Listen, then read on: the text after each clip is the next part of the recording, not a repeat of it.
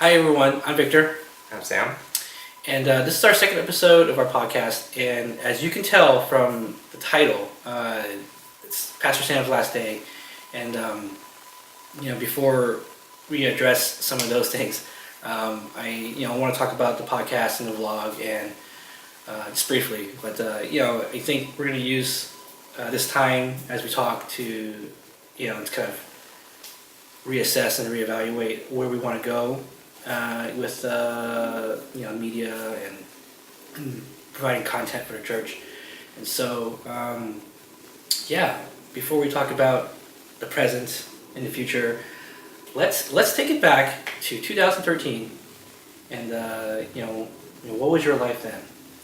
Right, 2013. It's only 5 years ago, but I feel like so much happened since then.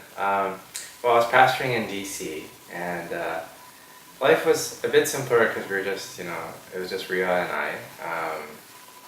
We actually were doing very well. We had gone through a lot of transitions about 3-4 years before that. Having been married and such, and things were kind of calming down, and life was good, and we were just thinking we're finally getting a hold of things. Ria was doing well in her job. I was doing very well at church and the congregation. But I really felt kind of a call through prayer for us to go out west. God was calling us to a new season of ministry. God was also calling me to come closer to home.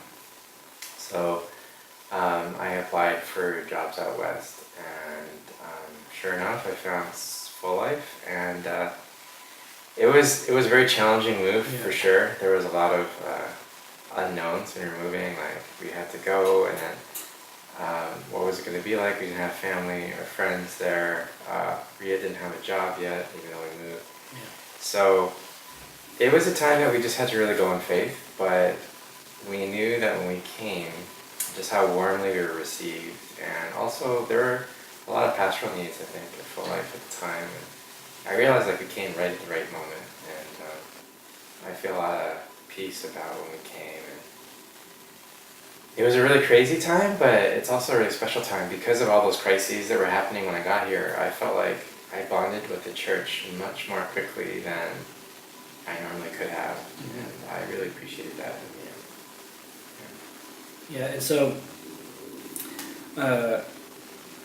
only about a year ago, we started this podcasting and vlog thing, and we were actually just sitting right here, and now you have Eden. She's not here, but like my son Sean, he was sitting over there, he was playing, he was making noise, and I think it's kind of come full circle. Yeah.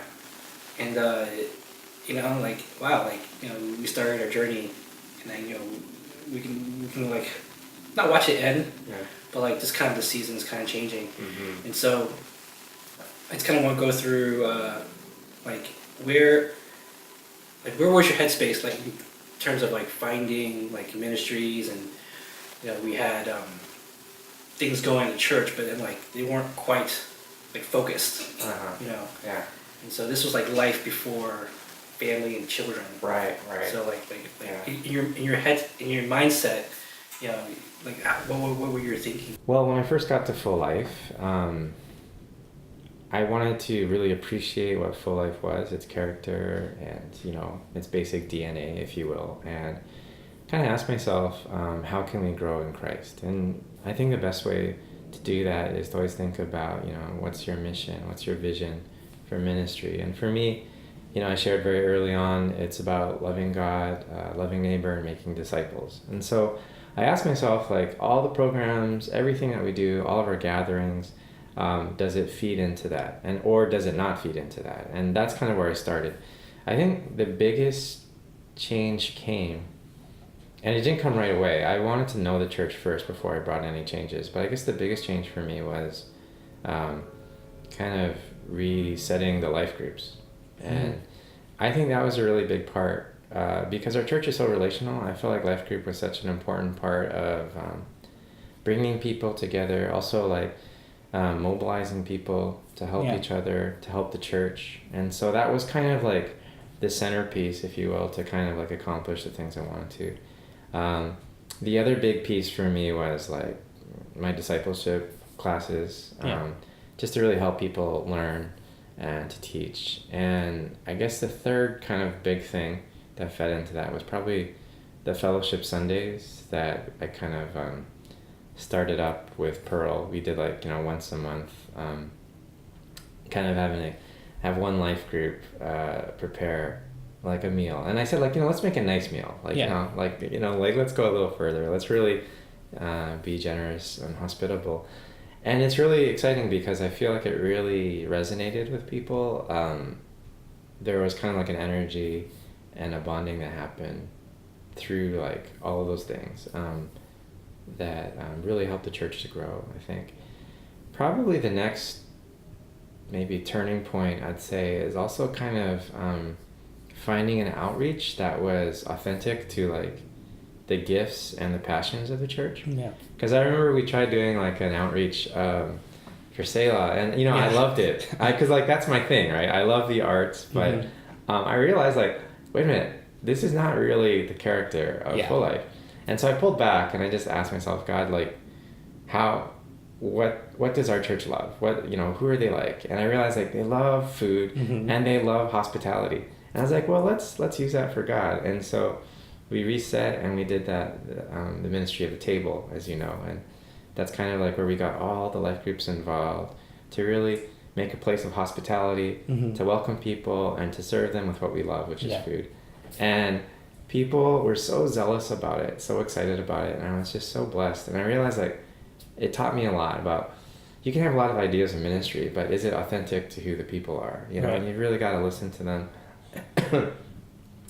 The table worked amazing for Full Life, but it might not work for another church, and so it's kind of finding out what works for how God's made us. And I think that's kind of been my journey, and that's what I've been learning, and that's been a great teaching moment for me, and I've really appreciated how the church has really responded to that too.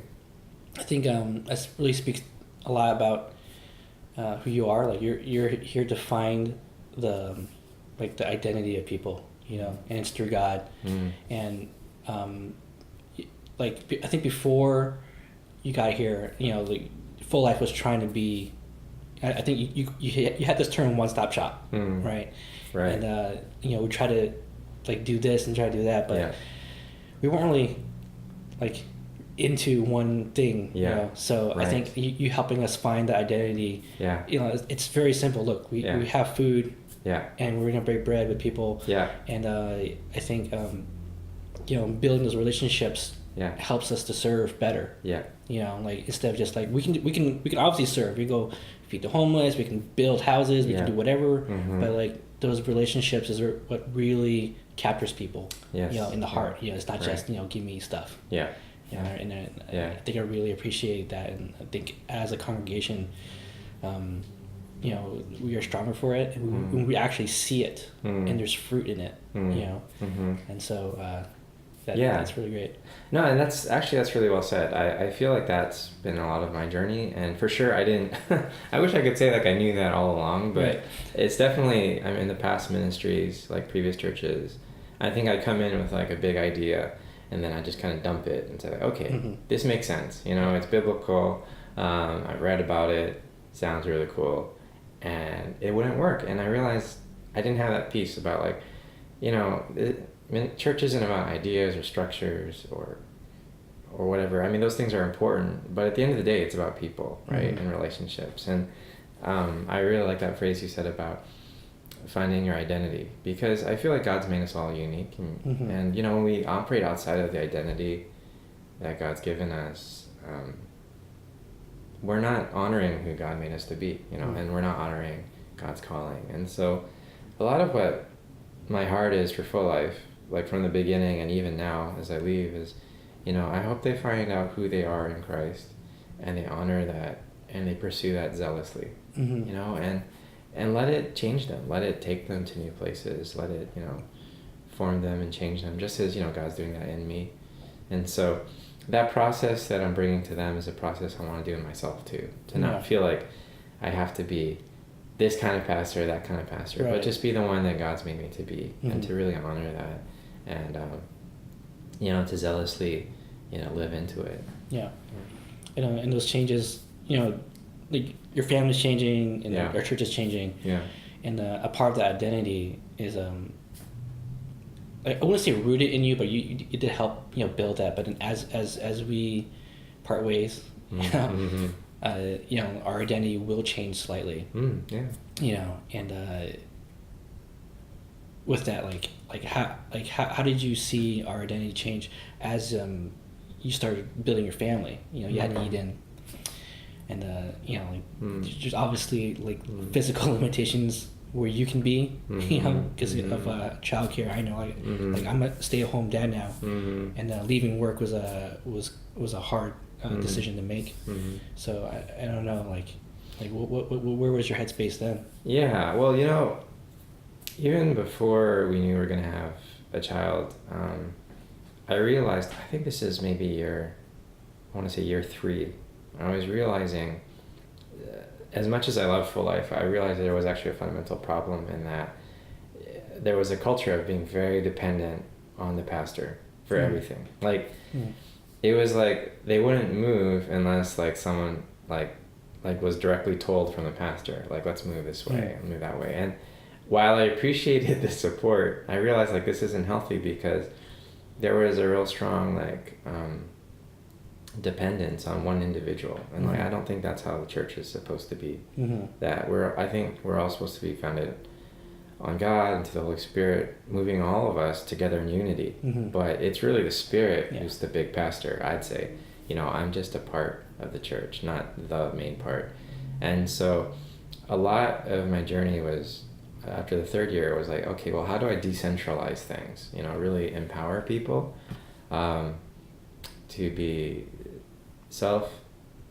self-aware, like self-motivated to follow God, and also still in unity. And that's hard. Yeah. And that journey was very helpful, because once we found out that we were having a baby, I realized, like, okay, just realistically, I'm not going to be like physically or emotionally as available as I was before. Yeah. And so it was kind of like, it was really good timing in a way, because it was now like, okay, now we're gonna have to really practice this. Yeah. Because as the days went on, I was just getting more involved, like preparing our home for Eden, who was on the way.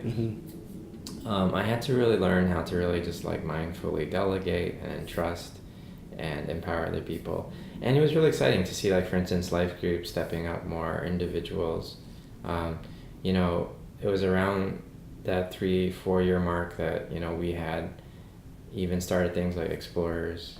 We had started moving, just experimenting with kind of like new changes. The way we approached the table, I was a lot less like the top-down director, but more about working alongside and coordinating with people, but really entrusting a lot more. Yeah, I think I wasn't going to say, but like you mentioned the table, there was a particular scene in our table vlog. Yeah. Like everyone's in 205 waiting to pray. Yeah.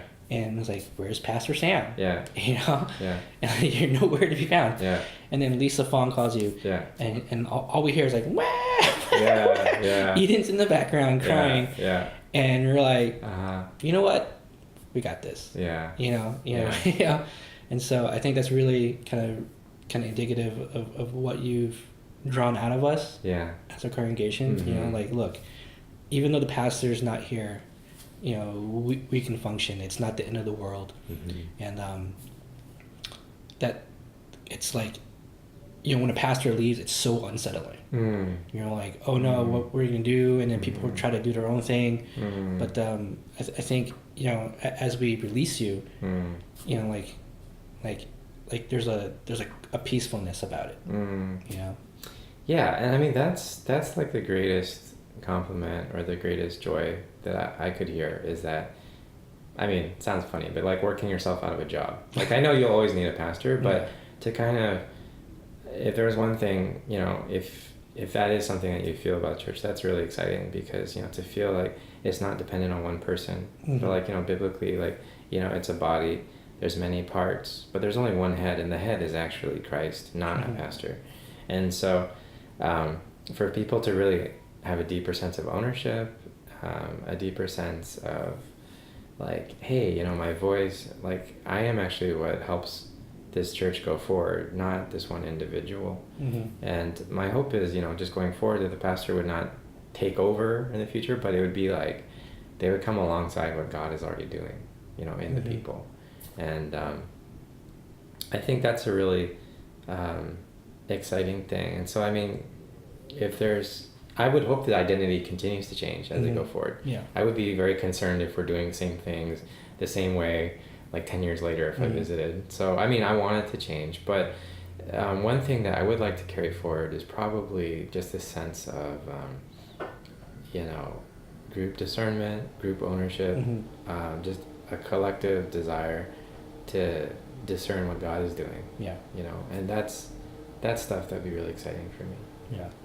I know your situation's quite similar to 2013.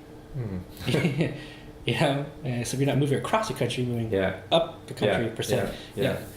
And so, you know, like, where's your headspace now? Yeah. You know? Well, you know, actually, I think it's a little different, to be honest, than 2013. To be honest, this one is a lot different in that I think 2013, it was more like God had opened a door, and I was like, whoa, to go through this door, a lot is going to have to be like, we're going to have to just like close our eyes and jump, you know? But now that we have this baby in 2018, we're like, God, I'm willing to jump, but can you just open a couple of more doors for us to just really let us know it's you? Because, you know, I love this church. Like, it's not like I'm upset about the English section. Like, I love it so much. And I love living in San Francisco. I mean, it's an amazing city.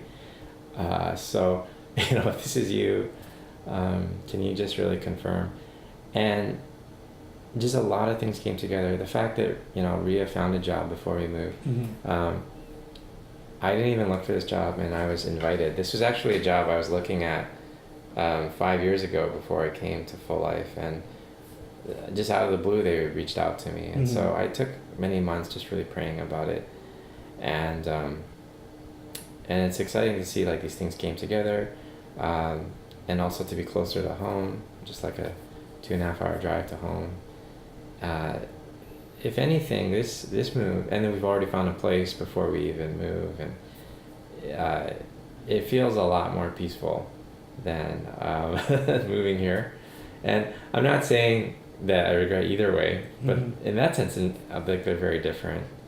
What is very different is that this church will be a very different character, I think, to Full Life, and so there'll be a lot of learning. And a lot of humbling probably. So I just have to, so I'm looking forward to seeing what God's going to do with that.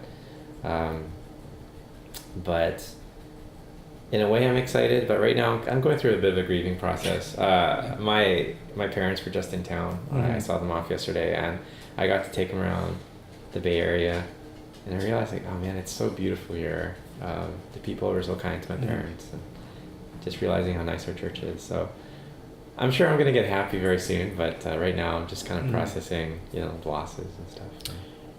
Well, yeah, I mean, thanks for sitting down with me and kind of going over the compressed version of the last 5 years. Yeah. But, it's really thank you, you know, that you've been in our lives, and watching you grow, you know, as, you know, not just a pastor, but a friend, a father. And, you know, well, maybe we'll just end it here. Okay. And then we'll just pray for next week, because you have one more. Yeah, that's right. And all right. So thank you, everyone. If you want to hear more or have any questions, please give us an email. I'm Victor. And I'm Sam. We're still working on that. We're still working on that. I'm very thankful too, and I just want to say it's been a real joy and a pleasure, and I'm going to miss everyone here at Full Life, and just blessings in the next chapter.